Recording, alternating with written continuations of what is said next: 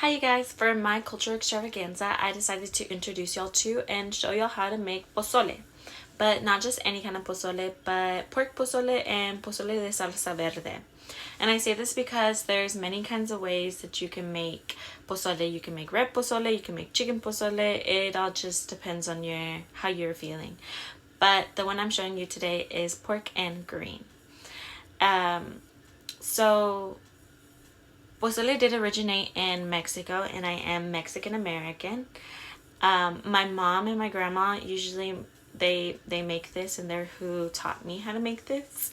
And it is a soup, so we usually do make it in the winter, and it's a comfort food. I absolutely love pozole.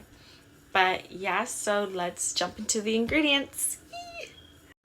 Okay, so here are some of the ingredients. 2 pounds of boneless pork shoulder. In my case, I think it was more than 2 pounds, and it was boneless pork thigh. And you'll also need some tomatillos, some poblano chiles, jalapeno chiles, cilantro, garlic, and onions.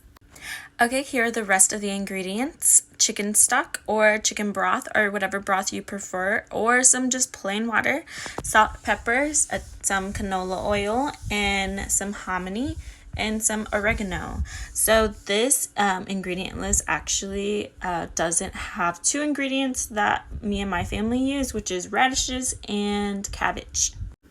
So I decided that I wanted to show y'all some before and after pictures of some of the vegetables that I cut up for the soup, and give y'all some example pictures of what some of the ingredients may look like. Okay, I kid you not, this is very similar to the pork I had to cut with my mom. 2 sizes of that. And I can tell you afterwards, my hand was cramping. So here's the poblano pepper, and here's the jalapeno pepper. There's a kind of pretty big difference in size in them too. But these 2 and tomatillos go into a boiling pot, and they boil until they're ready to go into a blender. And then once they're in the blender, they're blended to make the green salsa for the pozole. This is what tomatillos look like. They're kind of like the fraternal twins of tomatoes.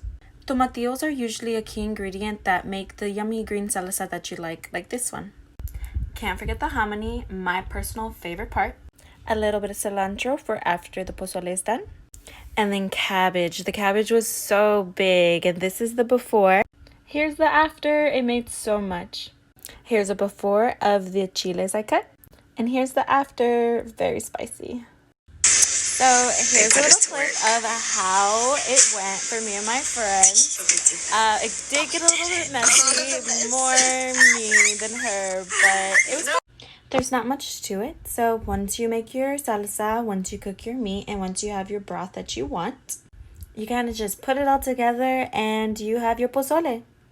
This is what your pozole should look like. Looking at it makes my mouth water. I want it again. So the pozole was actually made for my precious little brother's birthday. He loves it.